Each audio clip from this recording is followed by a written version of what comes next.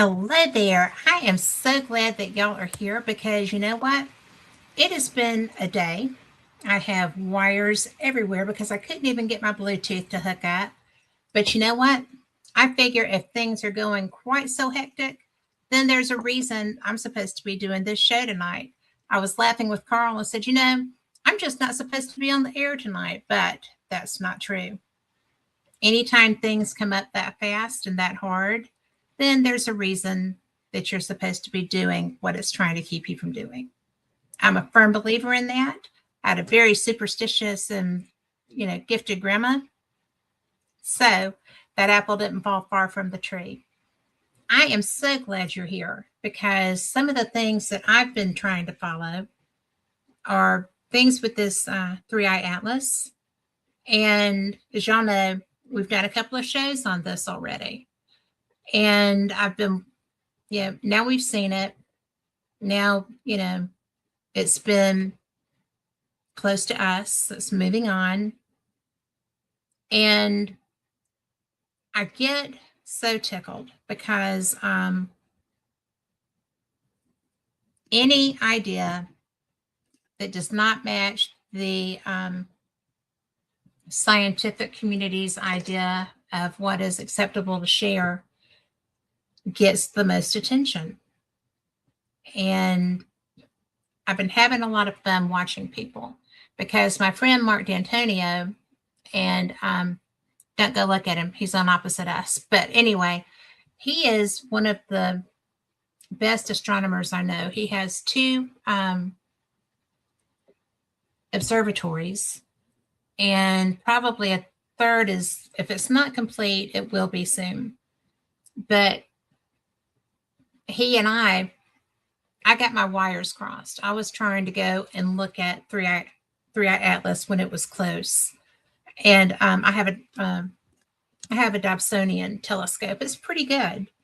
I wish I was better with it, but I'm getting there because I love it. I love looking. And so I messaged Mark and I was like, dude, what time do I need?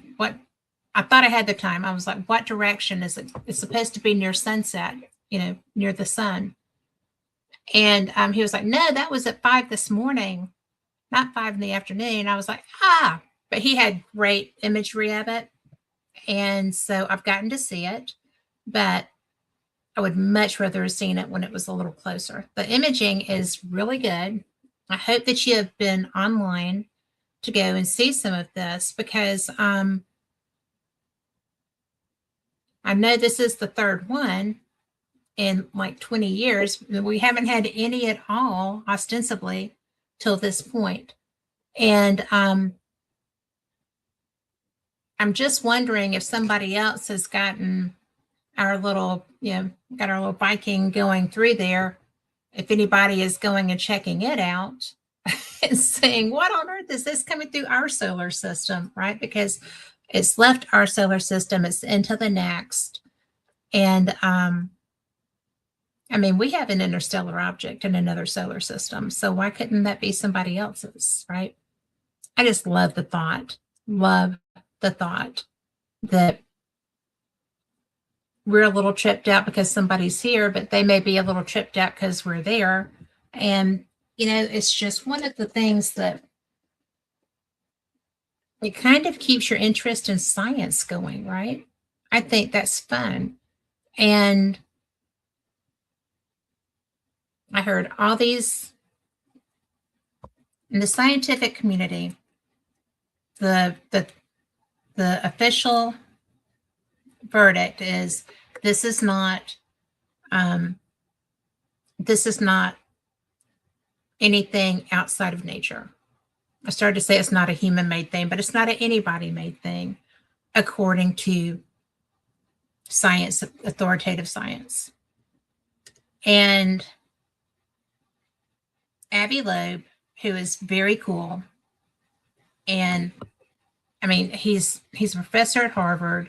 Let me see if I can pull this up right quick, because he's an Israeli-American physicist, and he is he's a theoretical physicist. He works on astrophysics and cosmology. He is the Frank J. Baird Jr. Professor of Science at Harvard University. He chaired the Department of Astronomy from 2011 to 2020 and founded the Black Hole Initiative in 2016. He's also the chair of the Galileo Project. He is, he's really cool. He's really cool. And he is very, very honest with his opinion of this thing. And it's creating some havoc because it's people panic over new things. I mean, you know, you had all those people that thought that they needed to off themselves in order to go on a star journey. That's not true here. It wasn't true then either. All they did was die for nothing.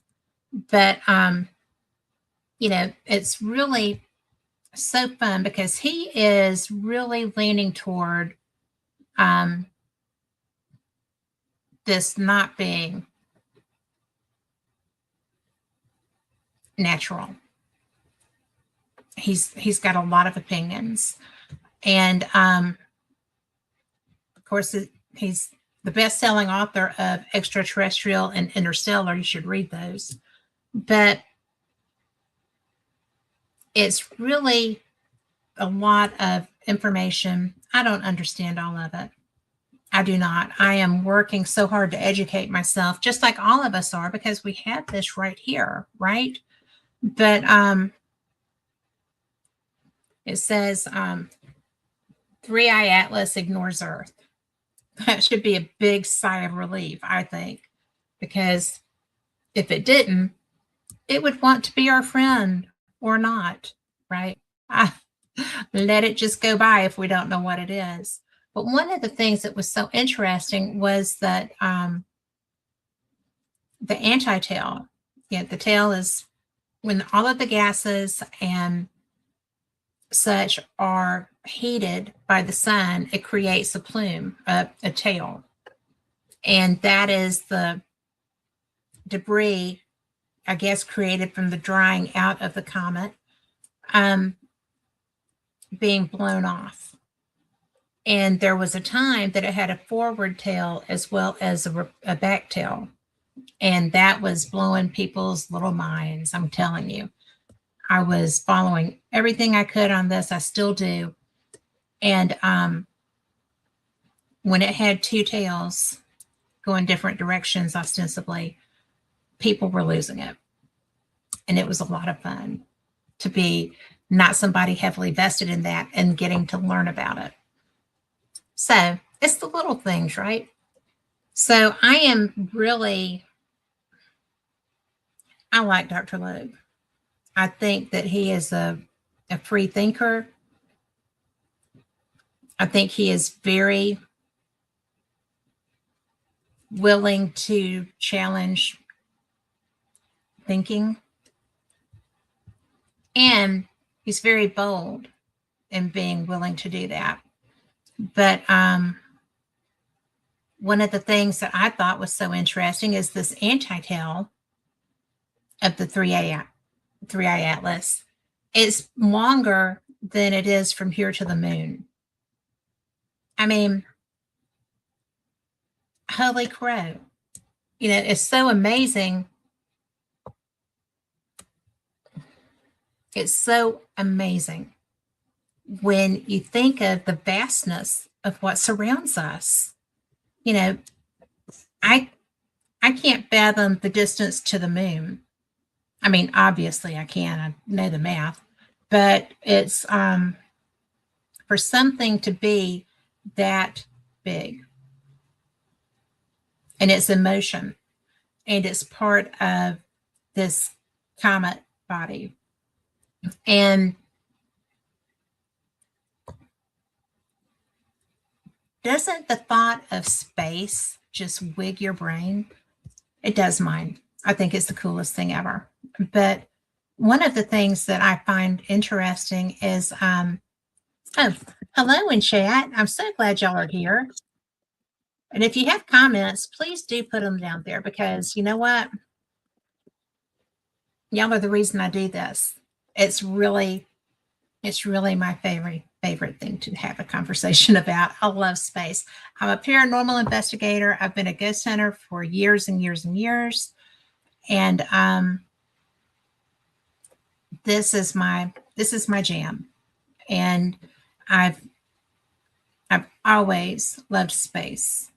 And when I was little, my grandma's neighbor had an Apollo capsule tent, and we went everywhere in that tent. We traveled the universe, and he was my first experience with a trekker. We were probably 7 and 8, maybe 10 at the oldest, and it was the most fun. And so Shiro wants to know what the most surprising thing I knew about space was how much there is to know, because I found out quickly when I started trying to get serious into some of this research that I don't know much at all, but I'm getting there because I'm a member of the Scientific Coalition on UAP Studies. And when those they're I'm not a physicist, right? Most of these people are. And it's just the most astounding thing to understand that the possibility, I mean, seriously, the possibility that this was something other than a rock was always there. You know, the reaction of humanity to that would not have been good. I've always kind of jokingly said that I felt like War of the Worlds, the radio program. I felt that that was a test of sorts for humanity, to see if we would be able to cope with what was coming. And the answer to that was we failed big dog time. People died. People were so afraid that they were jumping out of windows. And these were metropolitan people who ostensibly were more educated, more open to ideas. And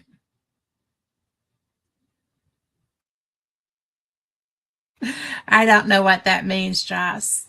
That's fun.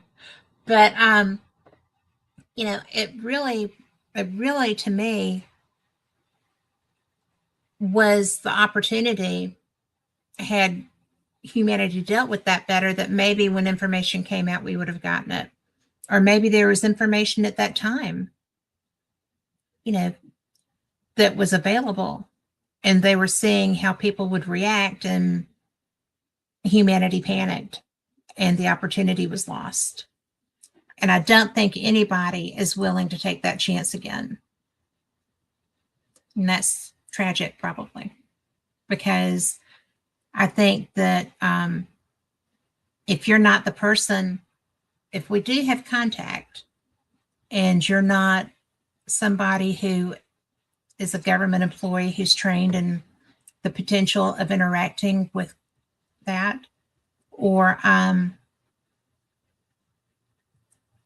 I don't think you're going to have the opportunity to have that knowledge. So anyway, is there something that always makes me wonder about space and its existence? I don't wonder about its existence. I see it. And then I kind of go, that Truman Show was pretty interesting, because he was living in a simulation, right? And thought it was reality. And I don't think that's beyond the realm of possibility. I don't trust anybody's government, not just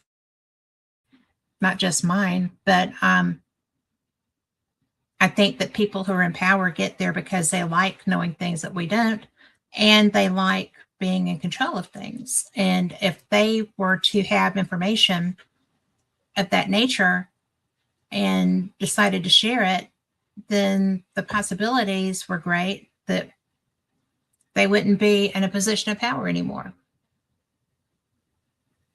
I think that's one of the reasons, again, humanity failed the test with War of the Worlds. There's all these people that don't think that we went to the moon. There's all these people that have all these doubts about everything about our space program. I know that the craft that burned, my stepfather was on communications in the command center when that happened. In fact, he had just relinquished his headset to his boss to be doing the launch. So I do know that was real. And would I want to be one of those people? You are darn right. I would want to be one of those people. I think that to learn that there was another place that was habitable and that the people wanted to travel as much as we do, and so they've gone to the effort to try to get here and aren't afraid to let us know they're here or coming through or whatever. I think that would be cool. I think that it would be, I'm not that naive to not believe that people have a problem with people different with them. I don't know if another society would be like that too. I don't know if that would be a universal outlook, right? Would they come here and slay us and, we would be the Planet of the Apes kind of a scenario where we were the monkeys in the zoo? I don't know. But is it something achievable to find another similar planet to Earth? How do we know? We don't have the capability to get there. But, they say it's a Goldilocks zone. Well, Earth is a Goldilocks zone for humans, but if there are other creations, other types of living beings, sentient beings, then maybe they don't have the same requirements that we do. Oh, you mean with the new technology? I don't know if we're there yet. We haven't yet figured out how to do all of the things that we need to be able to make a craft viable as a living space for the length of time that it takes to travel from galaxy to galaxy. And I think that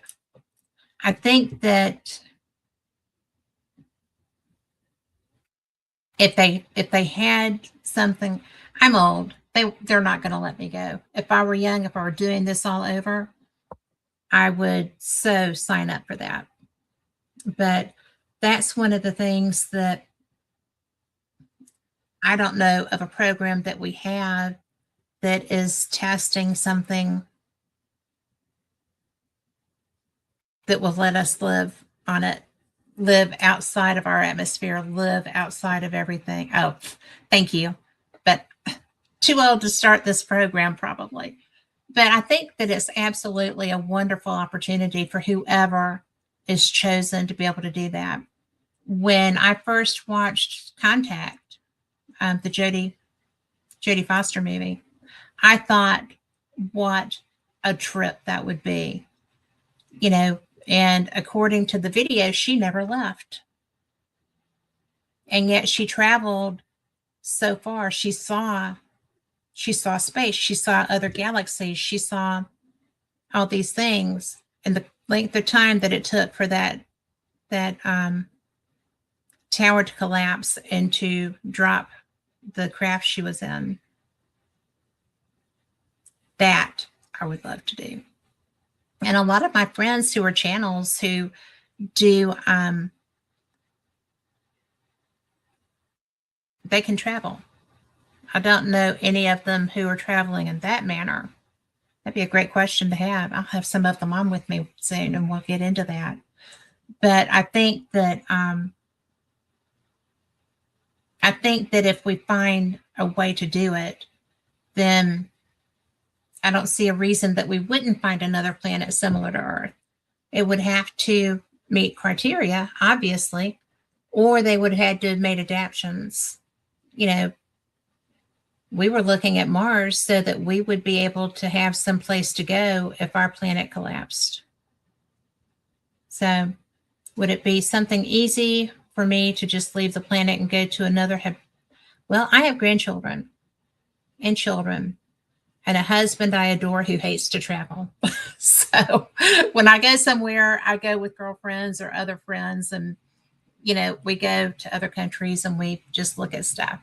But I don't think that I would really get into the whole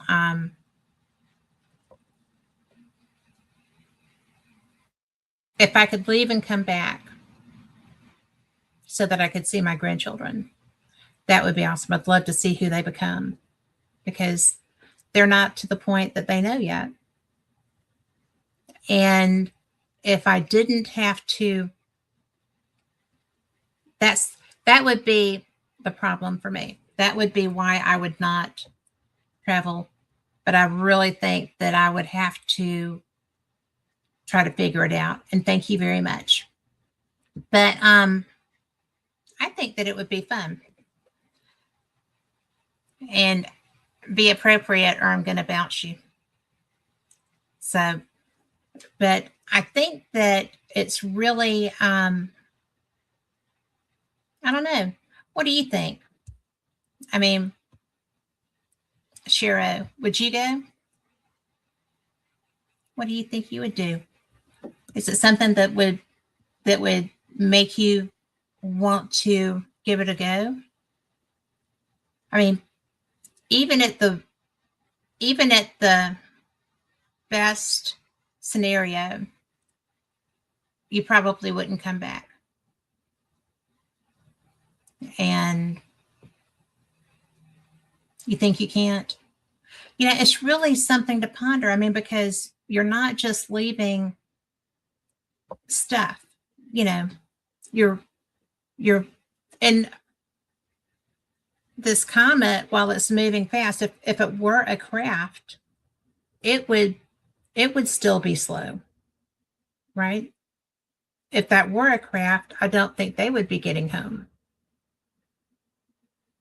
But when I stop and think about these things, we have done this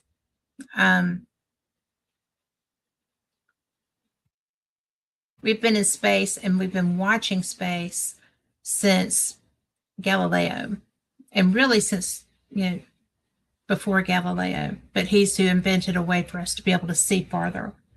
And this is only the third interstellar object that we're aware of that's come through here. And I think that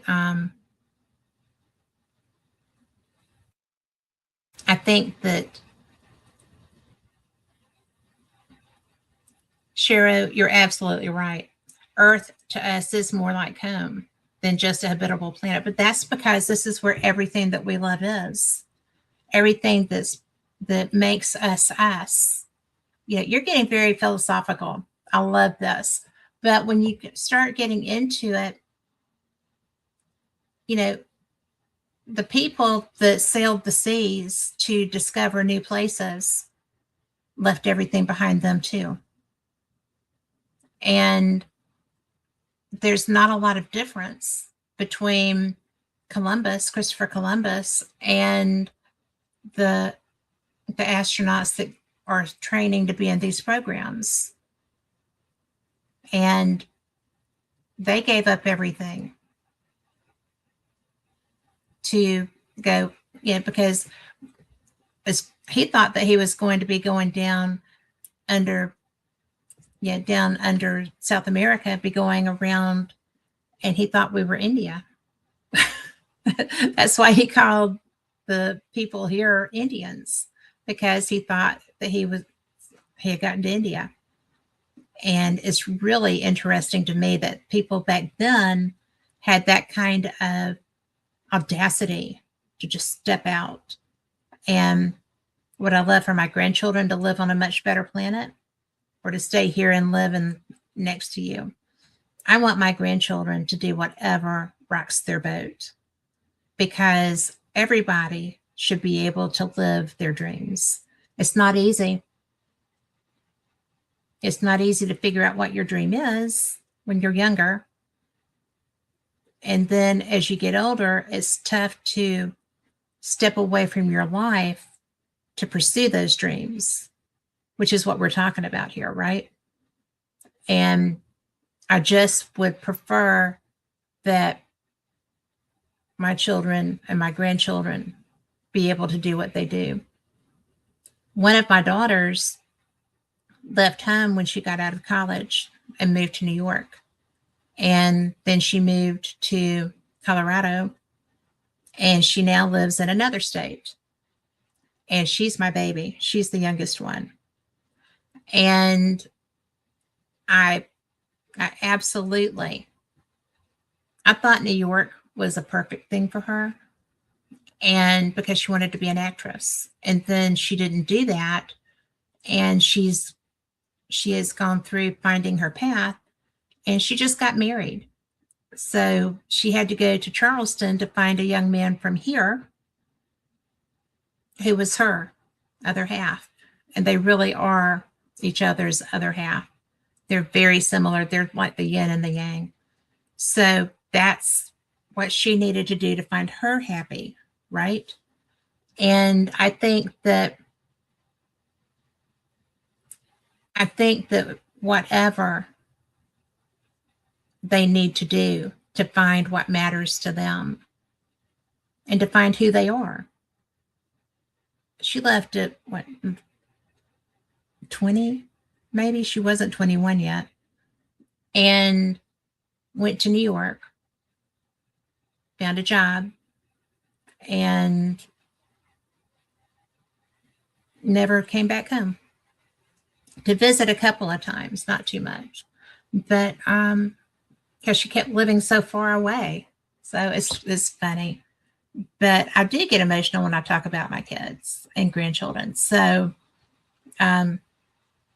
thanks. Thank you very much.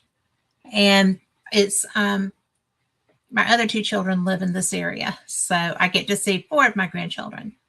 My daughter, who lives in Charleston, has my grand dogs. So there's that. But because they just got married. But I think that it is always hard when they leave the nest, and especially because you try to raise them to be independent and to know that it's safe to follow their dreams. And if you're not doing anybody any favors if you try to hold people back from that, whether it's a spouse, a child. If there's something that matters so much that they've always wanted to feel it, to experience it, and you're the one that's keeping them from doing that. You say, no, I'm not going to move. No, I don't want to do that. No, you can't do that. There's not any, we need the security. We need a pleasant life. Why would we take chances at this point? Sometimes you just need to trust that if it's that important, it will work out. And if it doesn't work out, then you've got to be the person that's still supportive, right? Because that's not your dream that got crushed. It's somebody else's that you love, and you're trying to support them. We are really getting in here deep, Shiro. This is fun. I like it. But it is always hard when they leave the nest. And like I said, 2 of them are still close. The other one is closer than she has been since she graduated from college. So that's a good thing. I'll take that. But I did get to see some cool places to going to visit her. And I like to travel. So that's fun. But what do you, the mantra going with this comet is that it's natural, not man-made, doesn't make any weird noises, doesn't do strange things. It's those little adjustments that it appeared to make It didn't make those. So it's a lot of fun, and thank you. But you know, I just think that for the longest time, I really thought there was a possibility that this was craft. I did. I listened to so many people. Um, I have a lot of friends who are rocket scientists because that's my interest, right? But I think that what makes it difficult is that why did I think it was a craft? Is that what you mean? I thought it was a craft because I didn't understand how what appeared to be adjustments in or course corrections, which it looked like it was adjusting itself. And a lot of people that I respect a whole lot were coming down on both sides of that issue. And so I thought that it was one of the most bizarre ideas that if it were natural,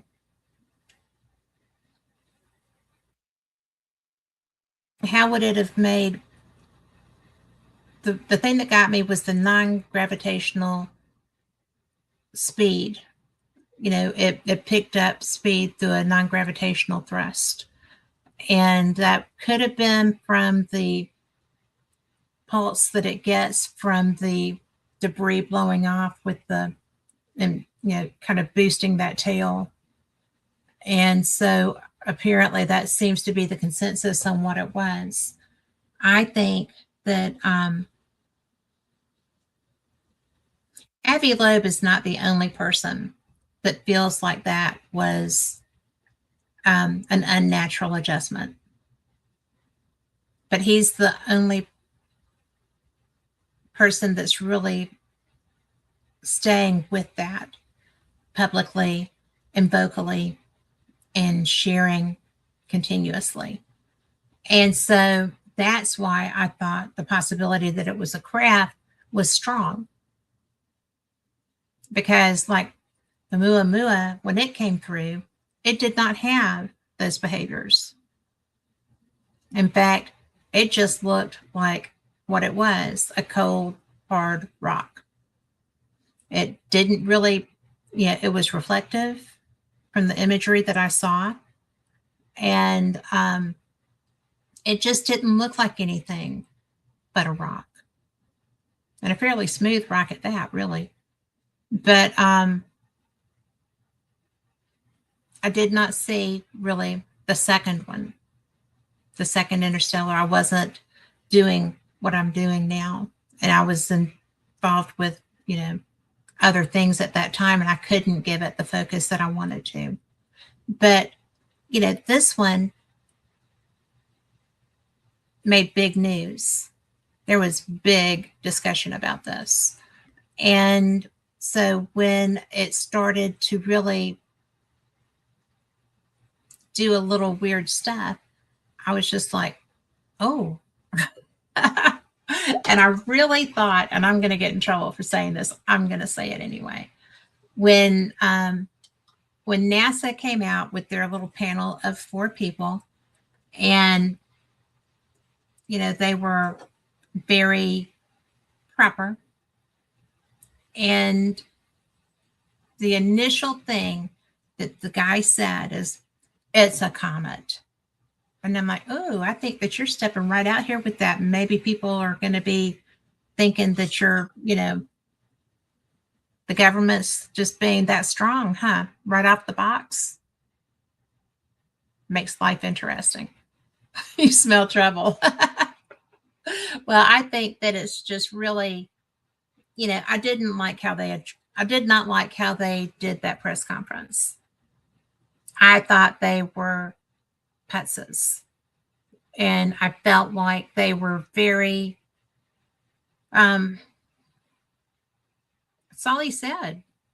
If I'm not mistaken, Carl, you might know, I don't think that man said anything else in that whole press conference. not not anything. But he had to be the one to get that out there in such a strong manner. I'm like, dude, tell me why. Tell me why you don't think it's anything but a comment. And should they be totally honest about it? Heck yeah. I mean, would you not want to know?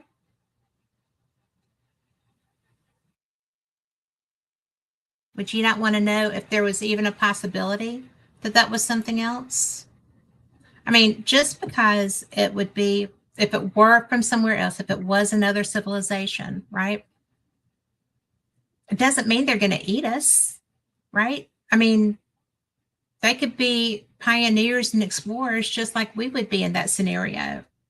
And I think that's a big deal. I really, really do. You know, it's really, I'm saying a lot of reallys. I'm sorry. I don't mean to be so redundant, but it's it's not beyond the realm of possibility that other solar systems have at least the life and intelligence in that life and the capability to create craft. And, you know, if we're here, then life finds a way, to quote, you know, Jurassic Park. But when life finds a way. So you think that because it would be, you think people would wig out? I mean, we have people killing each other because they don't like your faith here, and killing people in really harsh ways. And people that don't like, you know, people here would kill you or beat you up just because they didn't think that you should be talking to them because you were a different race or you were a different religious background or a different ethnicity of other type. I mean, you know, it's not something that, we're pretty barbaric here. And it doesn't necessarily bode well for somebody that comes here who's different either. And there's an old joke. What was that?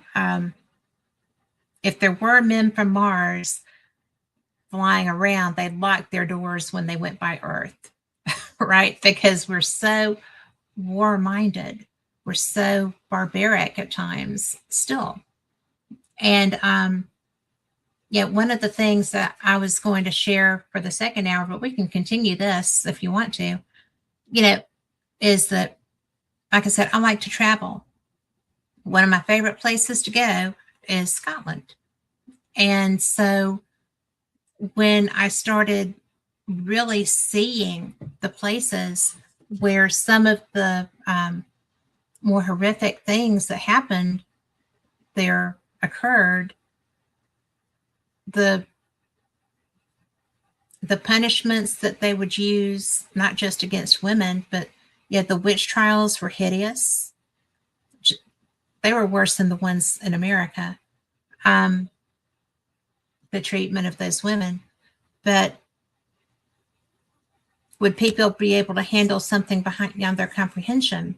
I think, Shira, that they would, because once you're interacting, I mean, it's like if we travel, it's one of the reasons I like going to other countries that are not, you know, Scotland, granted, is, they speak English. It's a much easier country to travel in. But I'm seeing the way other people live. It's very different from America. I did not expect that. I'm going to a South American country soon. I know that's going to be quite difficult for me because I don't speak much Spanish at all. But I will have some by the time I go, and I will have translation apps with me. So I like seeing how other people live. In what way are they living differently? Some of the best ways. They are very, very environmental friendly. Scotland is a small country. They have, let's see, nuclear, hydro, gas, nuclear, hydro, gas.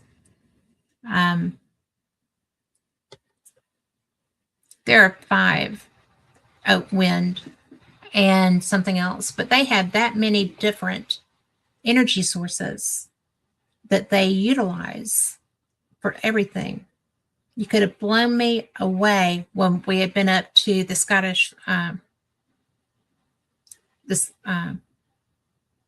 Wallace Monument outside of Stirling. And as we're coming back into Stirling, there's a nuclear plant right there. Little reactors, but right there. And I didn't anticipate that. And then the hydro, I mean, that's one of the best things that they do for themselves is they have several options for their energy. And they also have such camaraderie. Edinburgh, their biggest city, is a very safe place. I am blown away by how kind people are there. I've lived in big cities with the exception of about 2 years all of my life. And we don't tend to behave that way. And this is a country whose history is barbaric, really. The battles that they waged, the Battle of Culloden was unbelievable. That was the English versus the Scots, the Jacobites. And that was basically the end of the Jacobean Wars.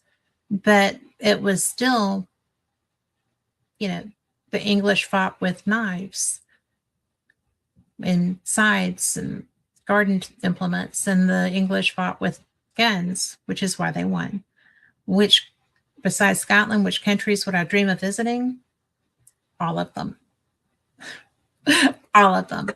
But I have friends who are Pakistani. I would love to go there. I have friends who are from all over the place. I have a friend that lives in the south of England who is very offended that I've been to the UK 3 times and have not come to see her. I'm going to. But, when I don't think I would want to, unless I did a Arctic flight, I don't think I would want to go to Eastern Europe because that's a long trip. But there's so much there. The thing that gets me is that, thank you. It's nice to meet you, and it's nice to know that you're there. One of my girlfriends just did that trip. She went, she did motorcycle rides through a motorcycle tour. They ride bikes. And she and her husband went through Morocco and everywhere. She got a picture. I thought she was insane, but you've got the most beautiful area to live. But she had her picture. She wanted a picture with cobras, right? And so they got up, and after prayer, she heard the snake charmers music. And she left her hubs, took off to find them, and he's like, I'm right behind you. But anyway, so she found them, and her husband talked to them, and she was like, well, how can you do this safely? And he explained to her that they milk the cobras in the mornings, and that it's relatively safe. And so she loved your country. And the food, the people, the beauty, and the picture of her with the cobras has her with her head upside down, leaning with the cobras in front of her and beside her. And I'm like, oh my God. But excuse me, I didn't mean to, but there's that. But anyway, it was so wicked cool. And that's one of my best friends, and she's crazy. So I can't say that too much because that's who I'm traveling with in January. So, but you know, I'm very fortunate that I have friends that want to see the world. And that's why I feel like I wouldn't be scared once there was a mode of travel to go farther. We don't have that mode of travel, so I don't have to make that decision right now. So, but how would you have felt, since we're conversing here, how would you have felt if that had not been a rock? How would you have felt if that was a craft? Would you have been terrified? Would you have done what would you have done? I'm nosy. And I need to take a drink. But just sweet tea. I'm Southern as sweet tea. But I'm really so fascinated because if I didn't have people I love, that's not fair.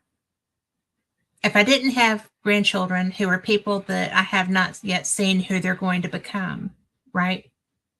And I would like to be able to see how that is. The reason that they were here. Okay. What if they were here because they're wanderers? They just are traveling to see what's out here. Would you enjoy learning from them? And yes, I'm waiting on him to type. But I just think that,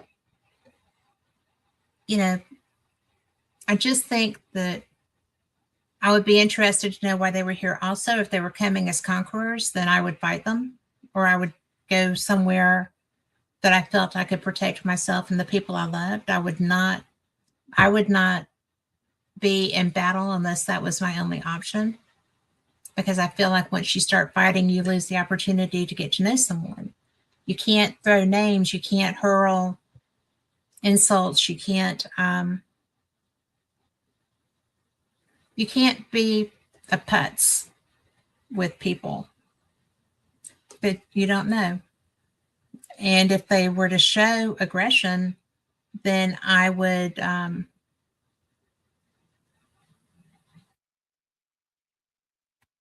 tolerate that.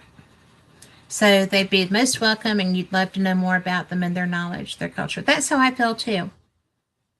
And that's why I might be a little trepidatious, but I don't think I'd be terrified. I mean, because we've been trained that, through movies and everything, we've been trained that aliens are going to look so different from us, or reptilians eat people, or this, that, or the other, and we've been fed this. And I think that I don't think, if they looked scary, I might be hesitant. I might look like I was having a problem just adjusting because of how they looked. But I think that if they could articulate, if they could speak to where we could understand, and I really think that if they're advanced enough to do that, they would be able to. But or if they were humans, oh my word, that would be a whole different kettle of fish, wouldn't it? Because it would affect our take on religion, because nowhere do we accept that there might be other civilizations of humans in another galaxy far, far away, right? But even with the sci-fi movies, um, the humans are only from here. And all of the other races look different. All the other planetary citizens look different. Yeah, when you look at those bar scenes in Star Wars, it's a little rippy, right? But I think that if they were willing to talk, if they were willing to have conversation, I think that would be so cool, because think of all you could learn. And how did you get here? What what method of propulsion do you have? I think that there are people that time travel. I don't know how they do it, but what's the religious point of view about these visitors? You don't want to talk religion with people. It causes wars. You just want to get along. But it would be interesting, right? What if they felt like they were gods? What if they told you they were gods? What if that's what they've been, you know, educated to believe, where they're from? That's a whole different kettle of fish too, right? It's I don't think gods would need a spacecraft. I really don't think so. And I just think that's one of my favorite ways to look. Yes, I would love to hear any opinion or beliefs too, because you know what? You don't know. There's so much out there, and there's so many faiths that they're basically the same viewpoint in a lot of ways. They certainly have the same characters, and it's just it's such a weird thing to divide people. It's tragic. I think that that's what divides us, because if you go at it, then there is a higher being who is over all the other people. And I just think it's so tragic that we let that be our dividing factor, and that people from time immortal, it's always been the dividing factor here. And I would hate for that to be a dividing factor if we were to find somebody else. So I just feel like that would be, maybe they would not hold our difference of opinion against us like, we do to each other. Or that would be my hope. Because, I think that, we always assume that because they can get here, that they're so much more advanced. They would be so much more advanced than we are. And really, the only thing that would be proven more advanced by them being able to get here when we can't get there is their engineering. Their propulsion systems, their engineering, being able to sustain life on their craft for however long it takes for them to travel. And wouldn't that be amazing to have access to that knowledge? I mean, we're working so hard to do that, and we're actually doing pretty well. I think we're doing pretty well. We're accomplishing a lot. But, we've got our craft now, like I said, in another solar system. Don't you think it's interesting that we sent ours out, and now we have just crossed into another solar system, and now this one has shown up? I mean, what are those odds? But one thing that I haven't really thought about is What if they were coming as conquerors? What would you do? That would be something to think about, because I don't think we would be able to, I don't know,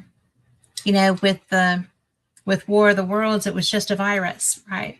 Our germs took them down. We could share COVID, right? Ugh, was that not the most horrible thing to hit this planet in a while? But I don't think it's a coincidence, Jiro. I think that it's actually, um, I think it's possible that we caught somebody's eye, maybe. But I also think that the wow signal, okay, so around Sagittarius, this is where this comet came from, is from the same area that we received the wow signal. Did you know that? It blew me away when I learned that. I thought that was the coolest thing, because, you know, somebody or something bounced a signal this way. And the reason it's called the wow signal is because when I don't know if they're grad students or who was manning the comms that day, but when they heard it, they were like, wow. And that's why it's called the wow signal. But, I just think it's interesting that that's where this originated. So you're right. Maybe it's not a coincidence. And I think it would be awesome to do that. Are you a visitor? You actually are a visitor, because this is my first time to see you in chat. I hope that you come back, and I hope you have a good day at work. So I do this show, which is the Online Voice of Fate magazine. And if you haven't read it, hang on, I'll show you. But maybe I'll show you. I'm trying to show you. But this is the new edition. This magazine has been in publication since 1947. And the first cover was UFOs, the Kenneth Arnold story, the guy who coined the term flying saucers, because 7 of them went by his plane, and he just told the authorities that they looked like saucers, like, cup saucers. So, of course, this issue is brand new, just out, and the cover is relevant to skinwalkers, the UFO phenomenon, Easter Island, and more. Easter Island. You should come back. We will talk about some other stuff. But on Wednesday nights, I do a show on the paranormal, which this is kind of paranormal because it's unusual. But I'm also a paranormal investigator, and I report on things about that too. So come back anytime and have a good day at work. So I actually wanted to, I was going to share a couple of stories out of the new Fate, but I wanted to see before I do, does anyone else have any questions? Because, I'm always open to them, and I am going to be changing subjects. So I'm just thrilled. And actually, I could probably talk about this all day long, because it's just something that amazes me. And, I got my telescope out the other day, and I had the wrong time of day. And my friend was like, well, I did that, and I've got that. So he shared it with me, and I thought, oh my gosh, it's so pretty, because it was blue. He kept saying it was green, but on my screen it looked blue. And, I'm looking at this thinking, I have seen comets before, but they're so fast, and they're so here today, gone tomorrow. It's very, very quick. So I just thought it was weird that we had something that was moving so slowly, and, because it's coming at us, it looks like it's slower. And kind of like tornadoes. If you ever see a tornado and it looks like it's standing still, it's coming at you. Get out of the way. But that's what I was thinking when they were talking about this comet, right? That, you know, we're looking at it. I don't think it looks like it's moving. Everybody's saying, oh, well, it's so fast. And I'm just like, well, if that was a tornado, we would be getting hit by that, you know? So I'm very glad to know that it's gone on by and we're still here. But, you know, it's something that it just, I was so surprised when I started hearing people of science say, this is not acting like a comet. And, you know, even my friend Mark, who is an astronomer, he reviews photo and video evidence for the MUFON network, Mutual UFO Network. And he's very interested in seeing if we're going to be able to have experiences with other civilizations. And so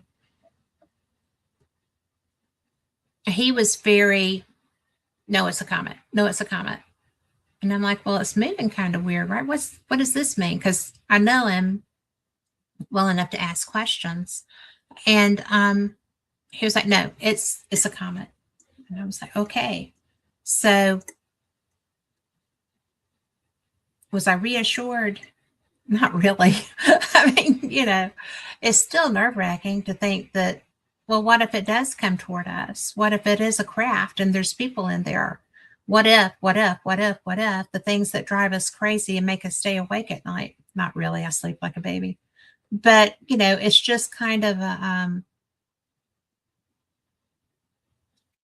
it's a wild thing. And I'm not going to lie, I kind of would have liked for it to be a craft. I might have been concerned. I might have been a little trippy dippy, but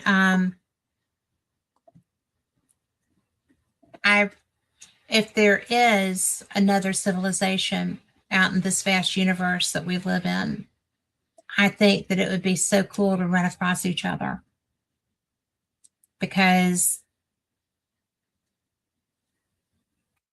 I can't imagine that every race out there would be warlike or just jerks in, you know, in general. I think that we have people who are in every walk of life. We have people that are just mean to be mean. We have people that will do anything to help anyone else. You know, right now we have Buddhist monks who are walking across America for peace. And they're in Alabama, where I live right now. And I think that's so neat, because I revere Buddhist monks. I think that they are pretty cool and pretty special. And we have a Tibetan society down in South Alabama that the Geishla there is now teaching at the University of Arkansas, Eastern Studies. But he was a very nice man who educated me a lot on this. And so I thought, I did not know what I didn't know. And I think that the same will be true when if we ever run across people from another world. I think it'll be interesting. But I am going to have to put on some specs, because contrary to Sherry's belief, I am old and my eyes are not what they should be. And I'm cute in glasses. But anyway, that's not really necessary. So I'm curious to see if this thing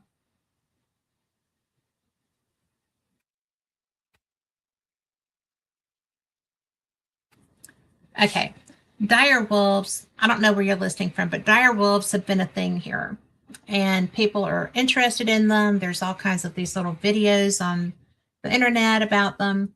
And this article is, I don't even know what she has to say about it, but it is written by the Fate staff. So, and again, this is the cover for the new one. And I would read to you from some others, but they're in the other room because I was going through them yesterday. But dire wolves, in a groundbreaking feat of genetic engineering, Colossal Biosciences has announced the birth of 3 wolf pups, Romulus, Remus, and Khaleesi, of course, designed to resemble the long extinct dire wolf. By analyzing ancient DNA from a 13,000-year-old tooth and a 72,000-year-old skull, scientists identified 20 key traits associated with dire wolves. They then edited 14 genes in gray wolf DNA to express these traits, resulting in pups with larger size, broader heads, and thicker fur. These pups were born via surrogate domestic dogs and are currently being raised in a secure nature preserve. While Colossal hails this as the world's first successful de-extinction, some scientists urge caution. Experts point out that dire wolves and gray wolves diverged millions of years ago, and the genetic modifications represent only a fraction of the dire wolf genome. Therefore, these animals are more accurately described as modified gray wolves rather than true dire wolves.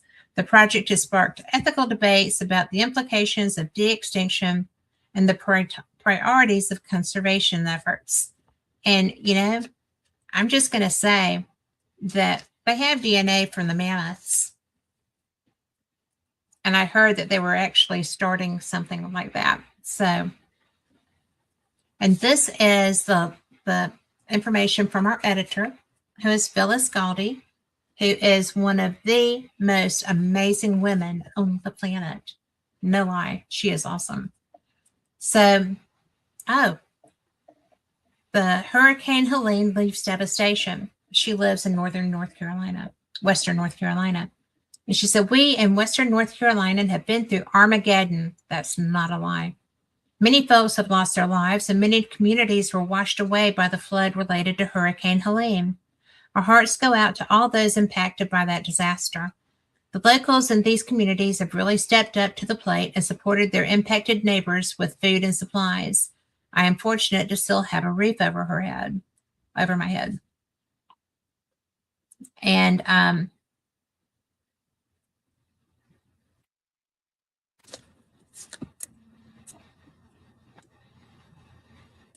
this is somebody you're going to be hearing after the first of the year. I'm going to share. She wrote about her. Our medium. I always like to get a predictions, beginning of the year predictions. And her name is Janice Carlson. And I'm still trying to get a date with her. So when I have that, I'll be announcing it.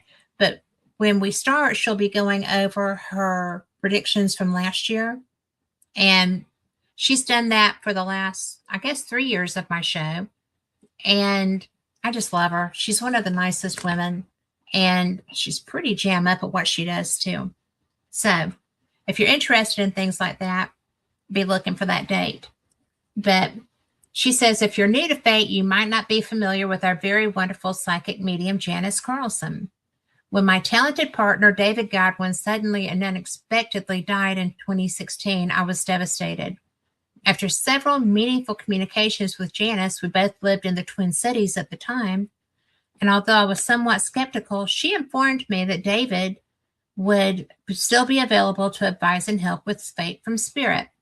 I agreed, and so we have the very informative column from them at the end of the issue from David and Janice communicating with David. So we have learned many fascinating things about life in the afterlife and are reassured that life goes on when we pass on from this corporal existence. Be sure to read the enlightening column. Thank you all for being so patient, waiting for the issue 741 to be in your hands. It's been a struggle with no power for a time, no internet, and spotty service when it was partially restored, plus no help due to their being flooded out of their homes and having to relocate. Anyone who is local and offered to help couldn't get to my farm anyway. So if we have your email, all subscribers will receive both an e-version, and for those print subscribers they'll receive both. Also, we're offering free shippings in the USA for anything ordered from this issue. The next issue, 742, should arrive much faster, and we're already working on it. A neighboring town, Lake Lure, 20 miles away, still does not have water. So you can imagine the devastation Hurricane Helene has wrought. The Army Corps of Engineers has vowed to remain there until the town is restored. Bless them for staying on the job. They even drained the lake, which engulfs the town, and which, of course, contained a huge amount of debris. Gotta love the Army Corps of Engineers. They are so brilliant in a crisis. I mean, brilliant anytime. But y'all want to hear about what David has to say? Oh, and there it is. So I'm going to share it. The Amazing Godwin, David Godwin, from Spirit, as told to Phyllis Galdi by Janice Carlson. Answers to your 741 questions. 1. Deceased spirits are composed of subatomic matter, so their spirit bodies can fly and hover. They can also travel using thought transference, but some spirits prefer to use a vehicle to travel from place to place in heaven. I always see them in spaceships when they're traveling from planet to planet in outer space, but thought transference might work for that as well. Yes, there are computers in heaven. They are much more advanced than ours because instead of being connected to the information superhighway, they are linked to cosmic consciousness, which means news travels instantly from the farthest reaches of the universe. They also foretell the future, which is why our deceased loved ones can tell us about upcoming events. They often offer the living warnings and words of caution. You can eat all you want and not get fat, but the dead don't eat for sustenance. They eat for taste. So they are very big on buffets, sampling dinners, wine tastings, dessert bars, etc. Who would have thought? Now that does sound like heaven. Yes, the dead can drink to the point of inebriation, but few do because they don't feel a need to do so. They are in heaven, where everything is pleasant, so they have no inclination to drink their troubles away. Also, there is no addiction in heaven, so they can't get addicted to drugs or alcohol there. Question 5. Yes, the dead often travel via spacecraft through the universe in an effort to educate themselves about life on other planets. There you go, Shiro. You're going to have to come back for this. Let's see. Thought transference would work for this travel as well, but most souls prefer to do it in spacecraft because outer space is so vast it can feel overwhelming. Okay, I don't know what this question is the answer to, but certainly not during the Trump administration. He says he's in drill baby drill mode. As long as corporate America and billionaires are in charge of the U.S., fossil fuel pollution will continue. There's never been a president that was not a billionaire. So, our climate is already showing signs of an oceanic conveyor belt slowdown. Stronger storms on the Atlantic seaboard and colder winters in Europe. Devil says the windows of opportunity to prevent a complete shutdown of this conveyor belt is rapidly closing. Interesting. Maybe we should start having people just show up out of high school and do this presidential thing, right? Now, one other thing that fate does is compilations. And I was just seeing back here. Well, about these glasses, I'm not seeing squat, right?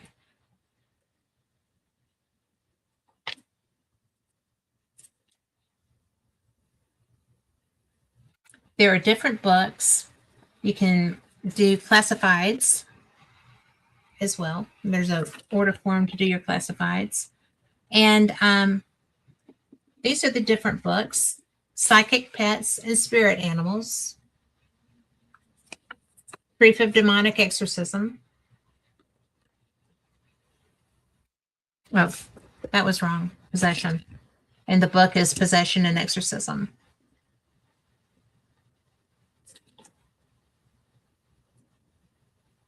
The Case for Bigfoot, which was written by Rosemary Ellen Goley. We lost her. And Werewolves and Dogmen, also by her. I tell you what, that was a cool chick. But, oh, and this is Janice Carlson's book, and it is a great book. I have it. It is called Soul Sensing: How to Communicate with Your Dead Loved Ones. And it's, think it's impossible to communicate with your dead loved one. The truth is they're probably already communicating with you. Find out what they're saying and how to reply with this groundbreaking book. And it does do that. And then, oh, isn't that a beautiful cover? Can you see it? It's kind of glary. There you go. 365 Divine Whispers by Susan Swan. And it's kind of like if you want just to kind of kickstart your day, if you want to just get a good reading for the day, then that's a good way to go about that.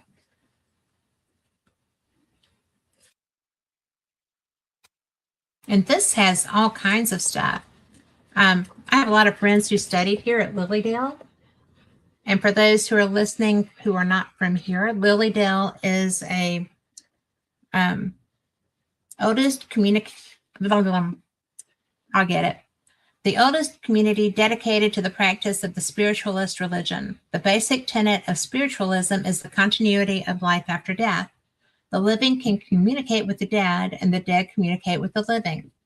A small, gated, bucolic village of Victorian homes in the western end of New York State, the Dale is nestled on the west side by Upper Cassadaga Lake and to the east and south by 100 acres of woodlands. Lilydale projects the feeling of walking back in time as the streets are narrow, originally made for the horse and buggy. Founded in 1879 by spiritualists, freethinkers, and liberals, a village was planned for the purpose of holding summer camp meetings for the study, practice, and exchange of philosophical ideas. The women's suffrage movement soon had a strong platform at Lilydale. Susan B. Anthony, Reverend Anna Shaw, and Isabella Beecher Hooker were regular speakers. Within a short period of time, a city of tents became an organized village of streets with Victorian houses and 40 families living on the property year-round. I did not know that. Lilydale did not have any one founder, and Lilydale did not just happen overnight. It all began in the year 1844, preceding the Hydesville manifestations by the Fox sisters. In the village of Leona, William Johnson invited Dr. Moran, a mesmerist from Vermont, to lecture before a group of interested people. Mr. Johnson, the son of a minister, was the father of Marion Skidmore, who became a great leader for spiritualism at Lilydale.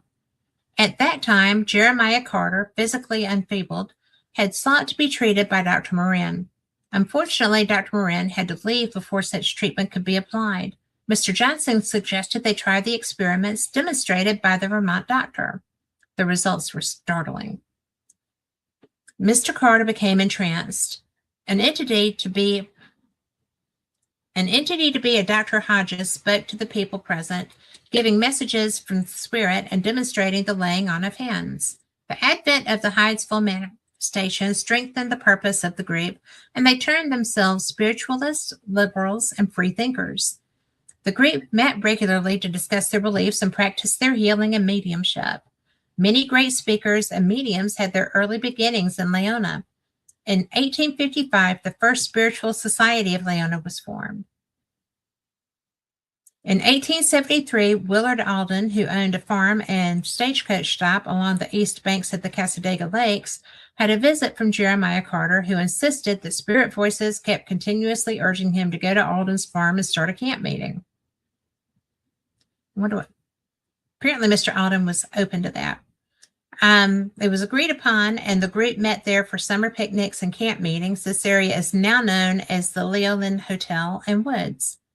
After Mr. Alden's transition, his heirs became dissatisfied with the financial arrangements, so the spiritualists in 1879 decided to purchase the land and move their location. They purchased other land. 20 acres of land was purchased adjacent to the Alden farm from John Fisher at the price of $1,845. 20 acres, that's not bad. Mrs. Amelia Colby was asked to name, well, that's not the right page. Name the camp. Her spirit guide gave her the name Cassadaga Lake Free Association. In 1903, the name was changed to the City of Light, and in 1906, the Lilydale Assembly, named for the abundance of lilies on the lake. I did not know that's where the name came from. So I'm going to go ahead and move on because this is lengthy, but I am interested because I have friends that trained at Lilydale. So it's really interesting to me. So maybe you too. What are these? Oh.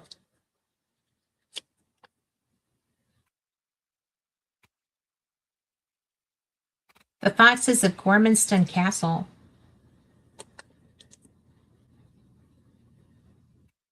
Also extraordinarily long. And you know what? When we're doing a full fate night, I will do that because one of the things I find fascinating is the ability to be able to learn where some of these ideas come from. You know, we're talking tonight about the possibility of travel, right? Space travel, and the possibility that some other civilization was going to be coming. And that's not the way it appears to be panning out. They've gone on by us, and there's a lot of people that are pretty pleased about that. But you know, it's just one of those things that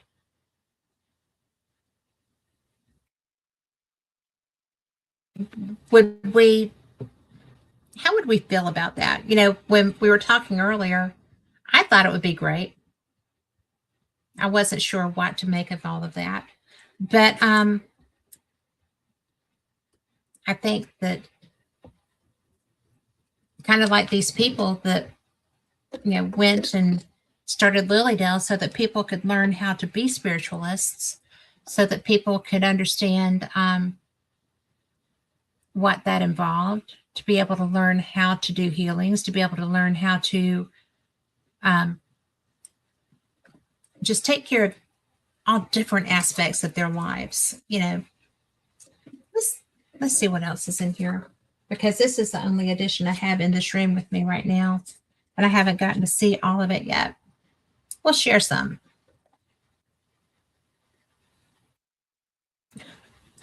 UFOs, a realistic assessment. How timely. Report on skinwalkers. Now, that's written by Stevie Tombstone, who is also the guy that does the graphics for Fate Magazine, and he helps me with the Fate Magazine Facebook page and the radio show's website. So,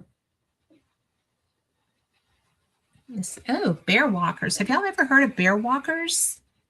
I haven't.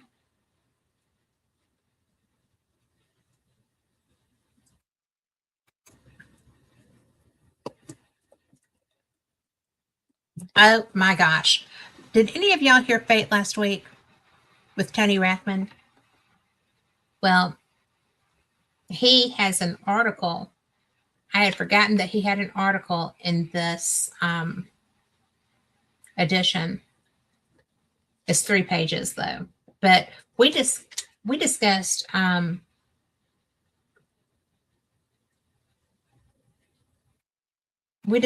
his Staticom project, which is a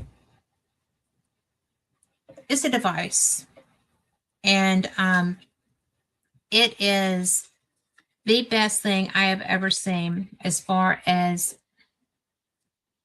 being able to communicate with spirit. And this is a picture of the founders. This is Tony Rathman and his wife Cherie and Sam and Lourdes. So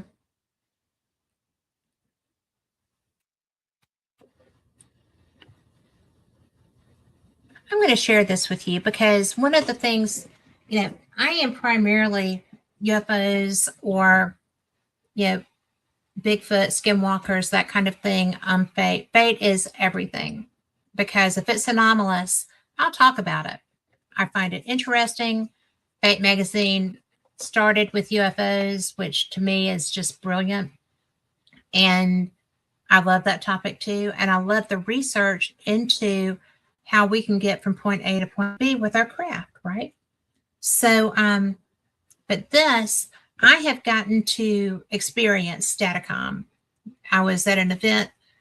I met Tony Rathman, the creator, when I first started doing my show Paranormal Experienced, and I had an evidence contest, and he submitted EVPs, electronic voice phenomenon.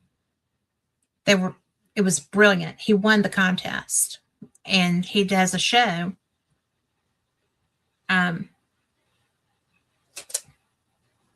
I cannot remember the name of his show. Carl, do you remember the name of his show? But I will get it for you because he is really good at what he does. But when this device was functioning, it's amazing. This is not going to be an inexpensive tool when it's finished. It's going to take a lot of effort and research and money to build it. So to buy one is going to be a little pricey, I bet. But I told him it didn't need to be thousands of dollars because I couldn't get it. And he was like, oh, well, I'm afraid it's going to have to be. I was like, oh, what? No, we don't want to do that. We're doing that. So, and this is it, I promise. So let's see what we got here. The Staticom project has encompassed years of research into successful instrumental transcommunication methods and has led to the development of what we call Staticom today, which allows for real two-way communication using nothing but broadband white noise. That's true. Tony Rathman, an experienced paranormal investigator with 14 years of dedicated research in various global locations such as Japan and the Philippines, initially held a skeptical view of the paranormal. However, his perspective shifted after a ghost hunting experience with his wife, Cherie, on Valentine's Day weekend 14 years ago. Following this experience, they captured voices responding to their inquiries on recording devices, sparking Tony's fascination with the electronic voice phenomenon, EVP. Tony specialized in EVP research, employing a range of digital recorders and microphones, including parabolic mics, to capture clearer and more relevant responses. His extensive dedication led him to explore the SB7, which notably increased the quantity of responses, but posed challenges in deciphering the messages. If you've used one, you know that's right. Over the next 12 years, Tony delved into instrumental transcommunication, ITC, EVP research, and developed custom spirit boxes to enhance response quality and relevance to inquiries. In 2021, while collaborating with fellow paranormal researchers, Ryan Iacovetti and Lourdes Gonzalez in New Jersey, Tony was introduced into the direct radio voice DRV method. This method produced full sentence responses from vacant radio stations, leading to the evolution of DRV into the globally renowned Staticom. Notably, they achieved breakthroughs such as capturing DRV voices in an abandoned zinc mine, devoid of radio signals, and implementing a sleep machine during a live test as a white noise source to validate that RF or carrier wave reception isn't essential for ITC communication. That's true because I hear stuff with a sound machine all the time, and I had to take it out of my children's bedroom. Partnering with Ron and Lourdes, Tony and his wife Cherie significantly contributed to advancing the field of ITC, further validating the effectiveness of the Staticom method. These advancements reflect the pioneering work of Konstantin Raudive, propelling the field of EVP research forward. Well, I butchered that part. The evolution of DRV into what is now recognized globally as Staticom resulted from groundbreaking research, with pivotal discoveries including conducting DRV sessions within an abandoned zinc mine in New Jersey, where Ron and Lourdes received DRV voices devoid of radio signals.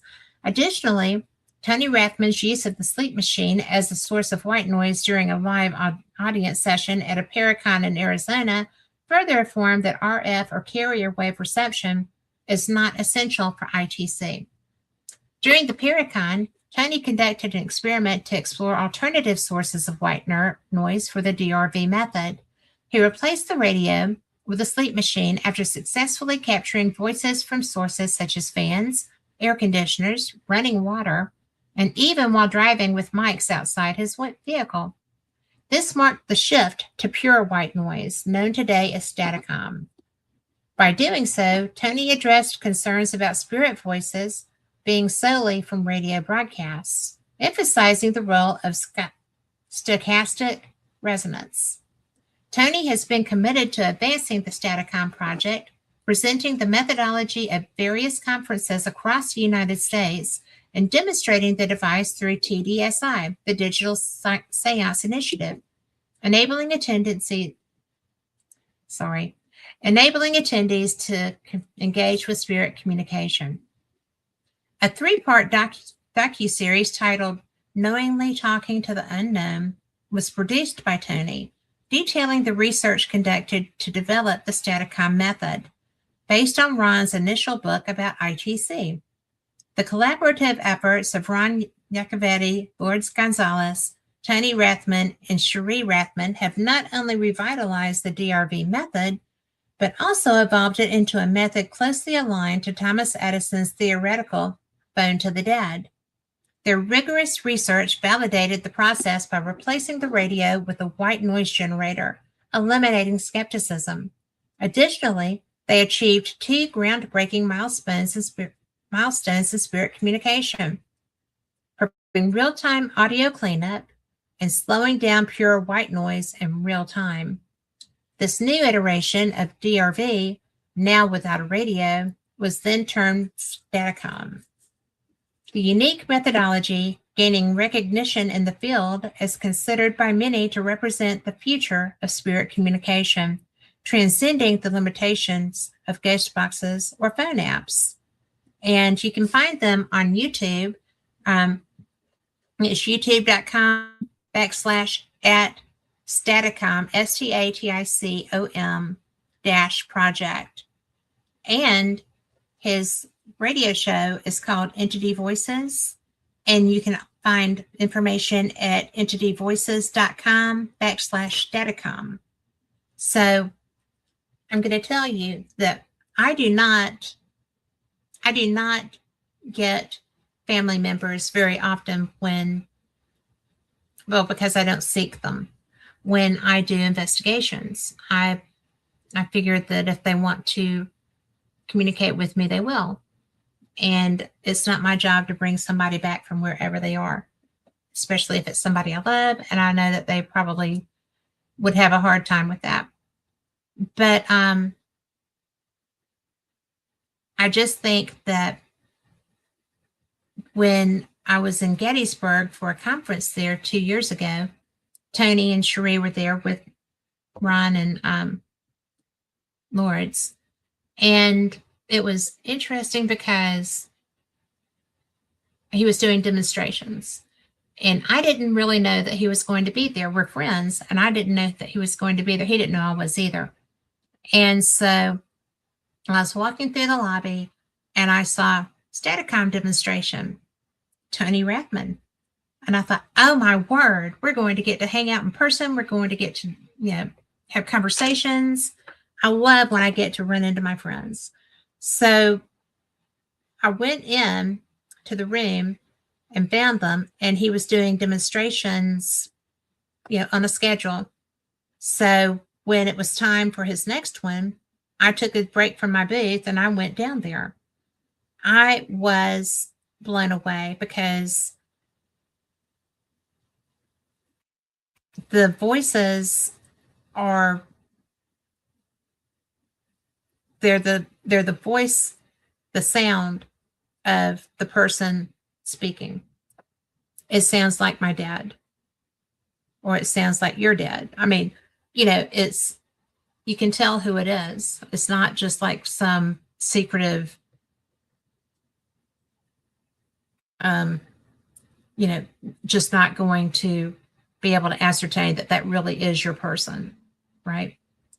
And so we're sitting there and it's mesmerizing. I was shocked because I had to come and go, and they weren't always in there. You know, we were doing it in the evening after dinner. I'd come back and they were in there doing another demonstration, and I just went and sat in there, and we went later and got them food. But anyway, people were in there until they had to shut the door. I guess it was midnight, but people were wanting to come and speak to their people. And it's probably the best communication device I have ever seen work. I've used everything. I have all the toys. I have, you know, everything that paranormal investigators are supposed to have. But I had noticed when I was putting children to sleep with the sound machine going that I was hearing words coming through it. And my daughter always used white noise because there's nothing there. It's just soothing. And I took it out of the bedroom where my grandchildren slept here. But I do have a lot of spirits here. So I think that might have been the primary reason I was getting so much. But it's really interesting because I've thought many a time, I should take that on an investigation with me. It seemed to work. And I've just never done it. And now I do.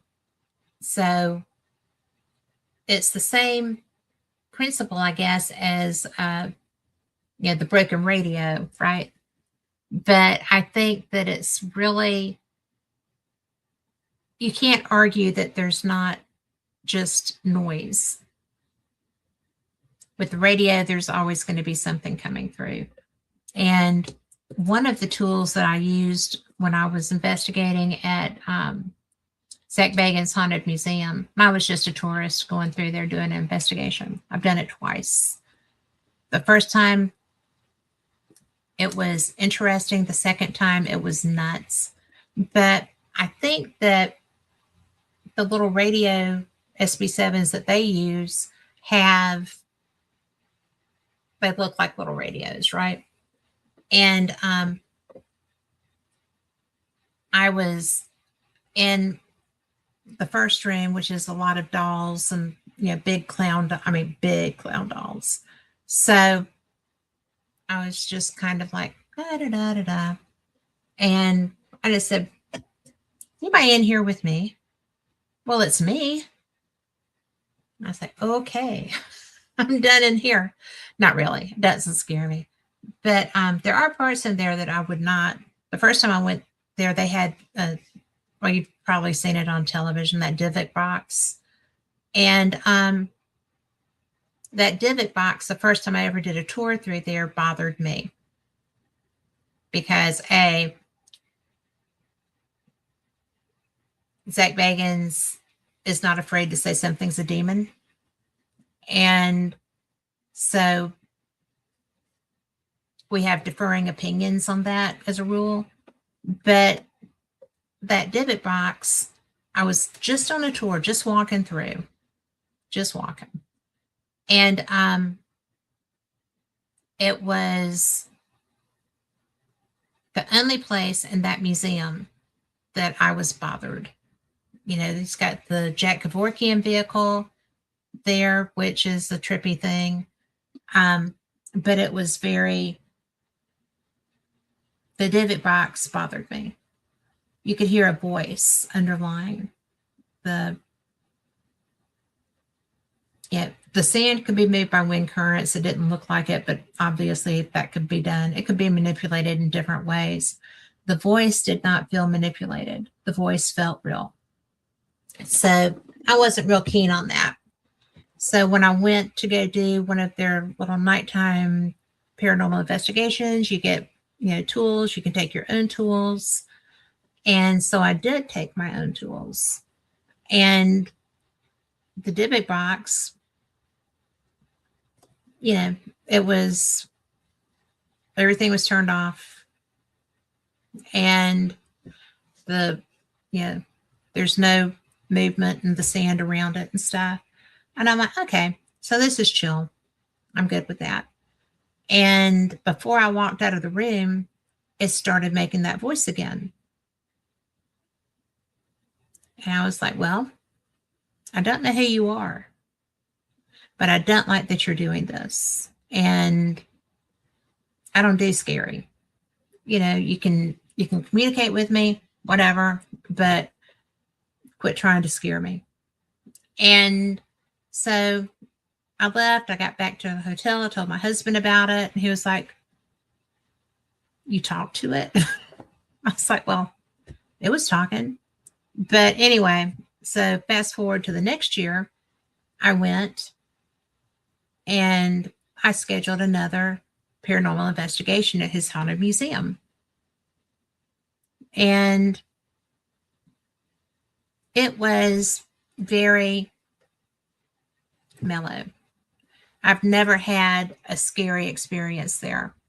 And I will say that there is activity, but nothing has bothered me. There are other people that were there when I was that said that they were, but I don't know what their background was either. So anyway, so I'm sitting there and I'm doing investigations in different places that I was feeling like I needed to investigate. And the time was almost up. And I'm like, oh, I have to go to the divot box. And the guy was like, why? I said, I just have to go. I mean, which way do I go? And so I got up there and I just said, hi, I just want, I'm back. I just wanted to say hello and to tell you that I hope that you're doing well. And I got a response. And I was like, and other people heard the response. So they were just kind of like backing away. And I thought it wasn't ugly. It was just acknowledging me. And because I took the time to go and say something to it. But it's really funny because people are so scared of that thing. And like I said, I felt some kind of way the first time that I was in the room with it. But I don't know. Zach has a reputation as a showman. Maybe there was something that created that. Probably not, given what I know about it now. But it does communicate. Who knew? So, and I've been around a lot of objects that have activity relevant to them because I find that fascinating. I have stuff of my own in my house that belong to family members that has activity with them. And I even had a bouncy while my office used to be downstairs, and I had the door open to the playroom from my office, and I'm just sitting there. This has been years ago, but I was just doing a show and talking to my guest, and I start noticing the bouncy ball that was sitting on the foosball table was rocking. And I was like, okay, this is in my house. This is not supposed to happen. And so I was just tripping out. And I'm trying to still maintain my professionalism, finish my interview. I'm a good interviewer. I take pride in that. And I was just kind of like, oh dear, I am losing my focus. And so it starts rocking on the edge of this foosball table because it's sitting up on the rods, right? And so I was just like, oh no. And my guest, I missed a question that she asked me.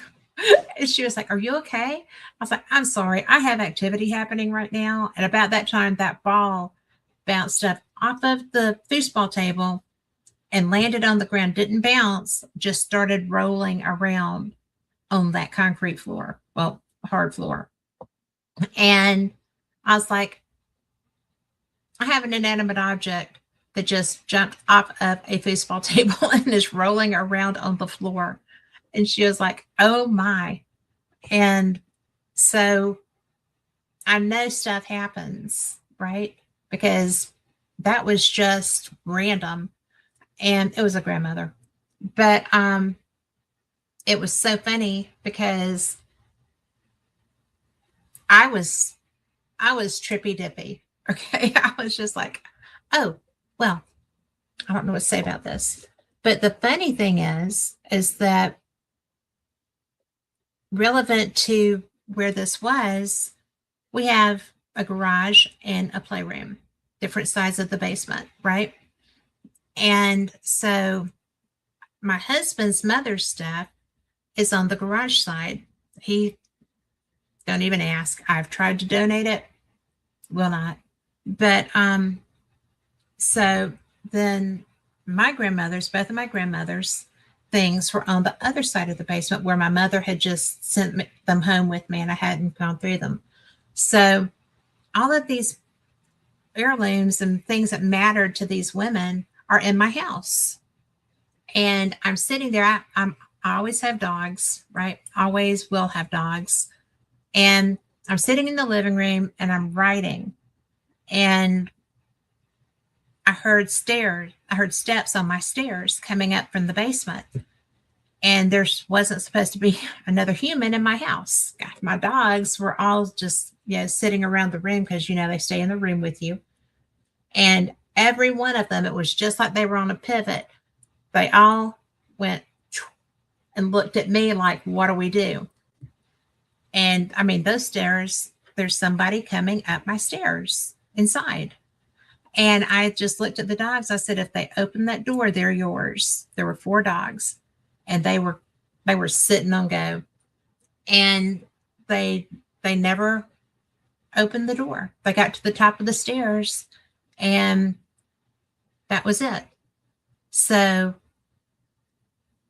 I questioned my sanity, except for the fact that the dogs responded to it too and looked at me like, what's our command? And so I just said, well, I guess we're just all going to stand down.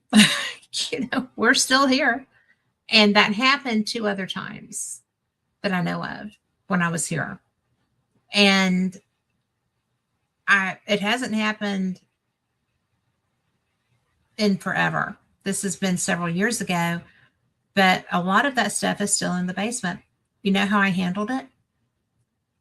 I opened the door to the stairs and I said, hello, just so you know, grandmother, the woman on the other side of these stairs is Nell, and she is David's mother. Now, this is my grandmother. Her name is Elizabeth. And this is everybody's house. We're not going to get into any little, contests or anything. We all live here. We're all happy. We're all nice. Okay. Nell, meet Elizabeth. Elizabeth, this is Nell. Have fun. Get to know each other. And I slammed the door and I never heard them again. And I've never had my office door open doing a show either since then. Nothing sits on top of that foosball table that might possibly roll off either. But, it was such a disconcerting moment. And that's why when I was, interacting with this Dybbuk box, it was not really something that freaked me out. Other people freak out at it. But I have not felt like, of course, almost everything with him is demon possessed, right? Everything's a demon. And I will say that because I would say that to his face. That's how he interprets what he comes across, right? I do not choose to interpret things that way. And as a rule, I don't have bad experiences, except for a ball jumping during the middle of a show. That got me. But, it was really interesting because I know my grandmother's energy, right? So that did not trip me out. And I also know that ghosts are nosy. In my experience, they're nosy. And, there's all this stuff, but that's not my stuff. Why is somebody else's stuff in your house? And I'm sure that's how Nell felt about David's house, right? So I just introduced them to each other. And everybody seemed to be able to cope with that pretty well. So anyway, that's my story, and I'm sticking to it because otherwise I would be really worried in my house sometimes because I have weird stuff. I've got a dream catcher over there. I have angel wings there. I have a painting. Oh, this is a painting that a dolphin made for me. So, I just love animals. And when I was at the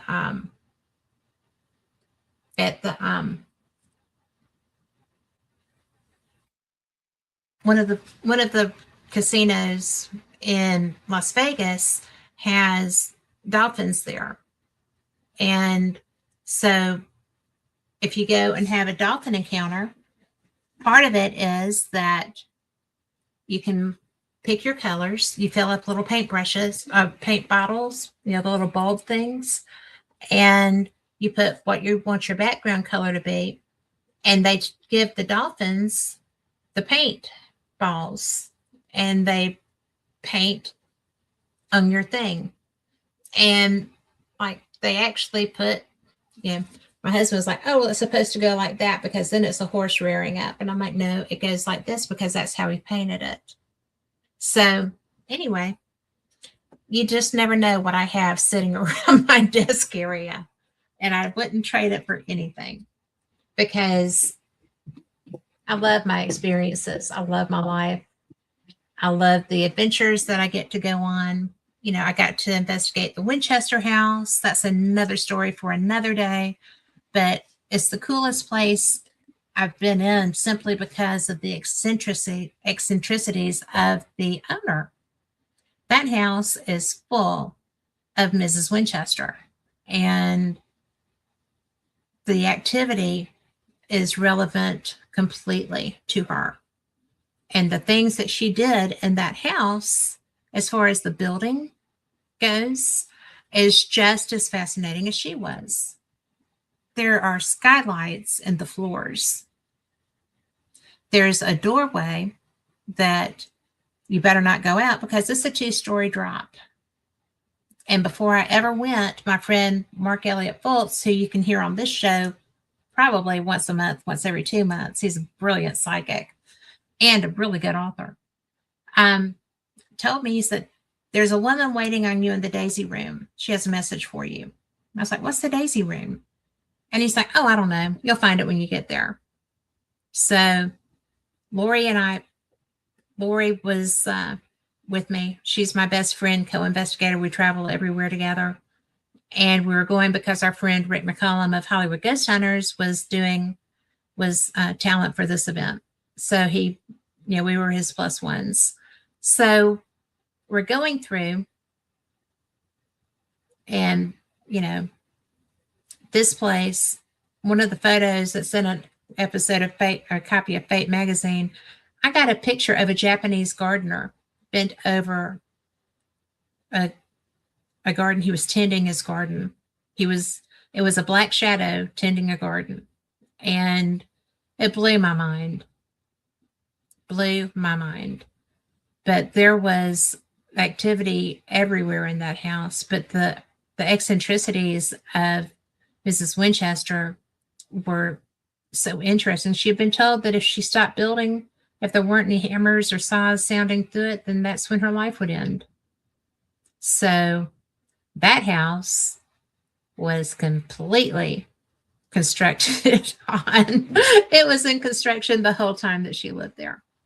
And that's why there's doors that open to walls. That's why there's windows that open to other rooms. They did that intentionally. Her seance room is kind of trippy to get into and get out of. But I mean, I love my life. I love my life doing Fate Magazine radio. I love my life doing Paranormal Experience radio. And I love having paranormal experiences too, because you know what? They're just people and you get what you put out. So I try to be respectful and nice and honest. And I, I, I insist on respect and how I'm treated. So it's a good way to live. And it's a lot of fun. Next time, if I have to do a solo show, I will bring you my Scottish trip photos because I've got some and it's so much fun. So the next solo show will be that. So right now we are getting ready to go. And, I Wednesday nights is Paranormal Experience with Kat Hobson. And then Sunday nights is always Fate Magazine Radio. Anything that interests you, we're going to do it. If you have ideas, you can find me on Facebook and you can just let me know, or you can find me on Twitter. I am at Para Experienced on Twitter. So just reach out. And if you have comments or questions about the show, let me know that too. Or if there's anybody in particular you'd like to hear, I'll see if I can get them. So with that being said, I'm going to cut out. I appreciate you being here. I hope you come back and we'll see you next time. Same cat time, same cat channel. Thank you.